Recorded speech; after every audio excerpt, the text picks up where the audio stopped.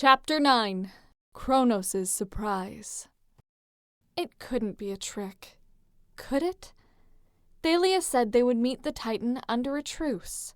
But still, which Titan? I certainly didn't trust any that were on the other side. I experimentally lifted my arm.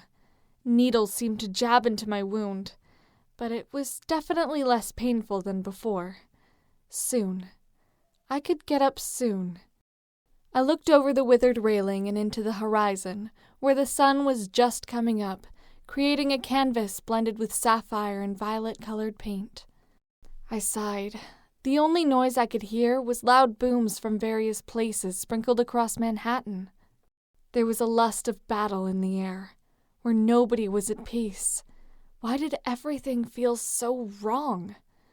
I couldn't tell if we were winning or losing, but I knew for a fact that we had lost many demigods already, due to those necklaces on the Minotaur's sword. Was there someone we lost that was close to me? I had already lost Luke, and I just couldn't bear the feeling that something worse was going to happen. Something unexpected. I hated feeling so useless, lying here, doing absolutely nothing. I was being worthless while my friends were fighting. I mean, talking under truce with the Titan. I couldn't take this anymore. I sat up, yellow specks dancing before my eyes, ears ringing, blocking out any other sound from entrance. I lifted my arm, and suddenly, I faded to another world. Thalia and Percy were chatting away in the plaza. Was this happening right now? Percy, Thalia said, a slight ring of worry to her voice. You can't start feeling sorry for Luke. We all have tough things to deal with. All demigods do. Our parents are hardly ever around, but Luke made some bad choices. Nobody forced him to do that. In fact, she glanced down the hall, obviously checking if anyone could hear her. What would she tell him? I'm worried about Annabeth. My blood turned to ice. She was talking about me behind my back? Well, it was about that she was worried about me, though. Maybe it was my wounds or something. But she managed to surprise me. If she has to face Luke in battle, I don't know if she can do it. She's always had a soft spot for him. I mentally sighed. She had the same doubts I had about myself. I watched Percy carefully. I wanted to see his reaction. He looked at the ground, as if he'd already thought this over, quite a bit. Then, his face turned a shade of pink, and his eyebrows scrunched up, the way he always looks when someone talks about Luke. At least, my feelings for him. I never had quite figured that reaction out, but, oh well, what could I do? She'll do fine, he stammered. Thanks for trying to defend me, Seaweed Brain, but Thalia's right this time. I was interested to see more, but my dream shifted. There was a giant, the largest of them all, everything constantly shifting, and I could barely keep my eyes on one spot. Shifting around him, a whirlwind pattern, were small shapes, with light booming every once in a while. The gods. I was looking for my mother, when suddenly a purple small shape was swatted by Typhon and crashed to the ground with a boom, causing a crater to form around him and bury him in. It was Dionysus. Had this happened already? Was this happening now? Possibly in the future? My view zoomed in, to two gods, momentarily having a very important conversation. One was wearing a pinstripe suit underneath armor, for some odd reason, and had a scraggly gray beard. Zeus. The other wore full battle armor, a huge owl printed on the front. She had honey blonde curly hair and firm gray eyes. My mother, Athena. But it is only wise to, she was complaining to Zeus. It is the only way. No, you must stay and fight. I will not have you leave my side while we're battling Typhon. Athena looked around, desperate, probably thinking up a way. It was only now that she noticed Dionysus, or rather, she noticed the smoking crater where he lay beneath. We've lost one already, and others will go. I need to warn them. Her, most importantly. She must know. Could she be talking about me? I brushed the thought aside. Zeus looked pitifully at the ground.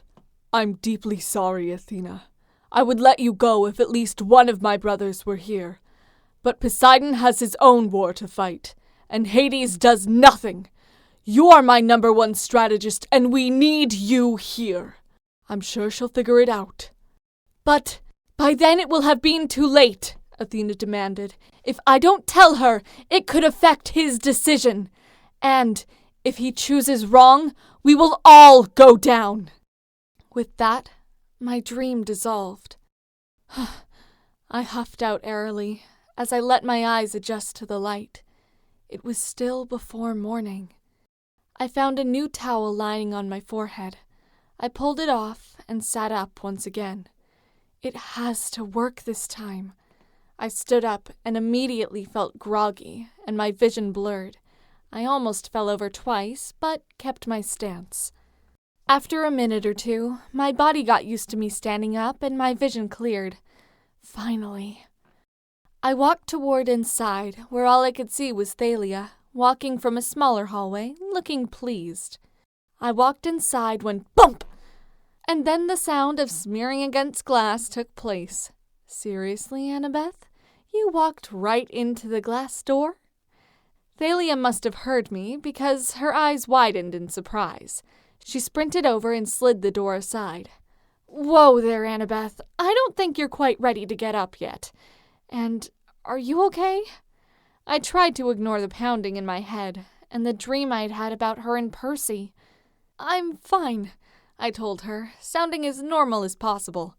And I'm totally ready to get up. Oh, and how did the meeting go? Is everyone all right? Yeah, she told me, grabbing my wrist and pulling me to a standing position. It went fine. They wanted us to surrender. As if. She spat out. I went rigid a second and then asked, Where's Percy? Oh, he just went to take a nap a little while ago. He's in one of the first rooms near the plaza. Thanks. And can you help me get down there? Are you sure you're ready? You look kind of pale. I'm fine, I assured her. If you say so. She gripped my uninjured arm and she walked me over to the elevator. I've got to do something up here. I'll be down in 1 sec, she told me. All right, and I watched the elevator doors close. I pressed the button for the first floor and got the dropping sensation I always get in elevators. My stomach moaned. I looked in my shield that I had picked up. I could feel my eyes widen as I saw the size of the army approaching. Why was this nearly impossible? Why? Finally, when the doors opened, I sprinted down a narrow hallway right next to the plaza. I entered the first room, and the door creaked open. Hello, Percy? I gently lifted the covers to find an Aphrodite boy, only in his boxers, which were covered in Care Bears. He screamed, Oh! Oops, sorry. I quickly rushed out of the room and slammed the door behind me. I entered the next room. Percy, this is your room, I hope, I called out. The door was wide open. Luckily, when I walked over to the bed, Percy was laying there. His black bangs covered his eyes completely. His lips were slightly parted, with a bit of drool coming out of one side. I smirked. Cute. No, he muttered in his sleep. I was about to tap him lightly on the shoulder when he sat up and bang! He hit his head on my shield. Ow, he said, but I realized it was probably just an instinct. He couldn't get hurt with the Achilles curse. At least, not there. Sorry, Percy, I muttered. I was just about to wake you. He rubbed his head, like something was really bothering him. He shook his head a bit, and I don't think he realized he was doing it. Percy? What's wrong? Nothing. I could tell he was lying, but since he had given away his Achilles spot to me, I figured it would be rude to pester him for more secrets. What are you doing in armor? You should be resting. Oh, I'm fine, I lied. Didn't need to put more pressure on him. That nectar and ambrosia fixed me up. Uh-huh. He nodded his head sarcastically. You can't seriously go out and fight. I offered him my good hand, and he took it and stood up. You're going to need every person you have. I just looked at my shield. There's an army heading south into Central Park, he said, and I felt my eyebrows rise. How did he know that? Yeah, I know. He explained that he had seen it in his dream. He also explained to me this meeting that Chronos and Ethan had. Maybe Ethan knew where Percy's Achilles spot was. What? This could not happen. If he figured it out, it would be the end of Percy Jackson. The end of the world. But there was something else bothering me. It seemed like Percy was hiding something. Well, if he wanted to keep it a secret, I guess I shouldn't ask him about it, like I did before. Do you think Ethan knows about your weak spot? I don't know, he admitted. He didn't tell Chronos anything, but if he figures it out... I cut in, sounding a lot less worried than I was. We can't let him. I'll bonk him on the head harder next time. Percy gave me a smile, then it faded. Any idea what surprise Chronos was talking about? I shook my head. I didn't see anything in the shield, but I don't like surprises. Agreed. So, are you going to argue me coming along? I waited. Nah, you'd just beat me up. I laughed. Wow, seaweed brain, way to show your confidence. I also thought, not likely, but I liked that he was thinking that way. We walked out to the front of the building and met up with the previously fighting demigods. Percy told us all what to do, and when we heard the army, which sounded like a herd of elephants, but magnified about 1,000,000 times louder, I yelled, Positions! Everyone scrambled to where they were supposed to be, and then the fighting began. I spotted a Titan and pointed to the reservoir in front of us. He was in gold armor and sadly was walking straight over the top of the lake. Percy! I grabbed his arm and pointed it out. I figured if the Titan had water powers, Percy would be the best to defeat it. A bomb flashed over him, but he just sucked the fire out of the air. When he came closer, I finally recognized him. Hyperion, I told Percy. The Lord of Light! Titan of the East! Bad, Percy guessed. Kelphead. Next to Atlas, he's the greatest Titan warrior.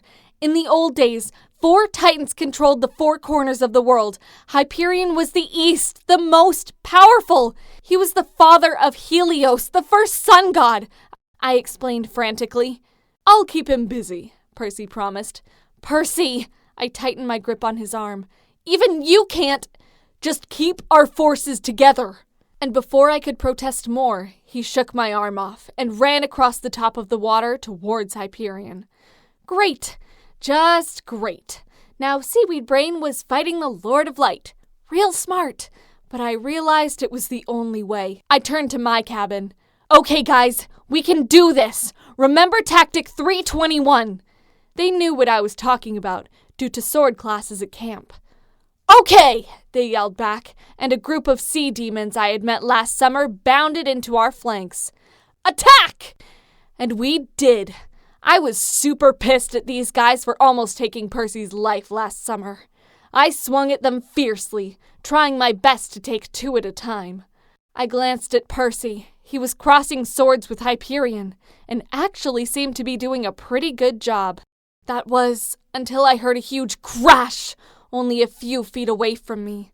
It sounded like a giant metal bowling ball had dropped from 300 feet up in the sky. But when I looked, I noticed it was Percy. Ouch. He stood up, and Hyperion charged. The monsters around me momentarily stopped, as well as me, to watch. Hyperion kept making flames around Percy, who kept dousing it with water. I watched, mouth open as Percy made a personal hurricane around himself, and slowly went up into the air. Stop it! Hyperion yelled. Stop that wind! Percy looked around confused, like he didn't even realize what he was creating. Percy! Grover called somewhere far to my right. How are you doing that? Percy glanced around him as if he finally realized what he was doing. Wow, he was freaking amazing! I could feel the wind from here. Percy mumbled something, and the hurricane got more powerful, if that was even possible. Lightning flickered around him. How was that possible? Rain was pouring in large sheets. "Percy! Bring him over here!" Grover called. Percy propelled Hyperion across the field with the hurricane. "I will not be toyed with!" he yelled. Then Grover and Linnaeus, along with other satyrs, began to play a tune on their reed pipes. I winced, remembering how awful Grover had been at playing them on our first quest. He had really improved. Roots started growing around the Titan, wrapping around his legs. Hyperion kept screaming until the roots closed around his face. I smiled. Some of the satyrs passed out, but that could be dealt with later. Suddenly, Reet! uh-oh. Chronos had unleashed his surprise.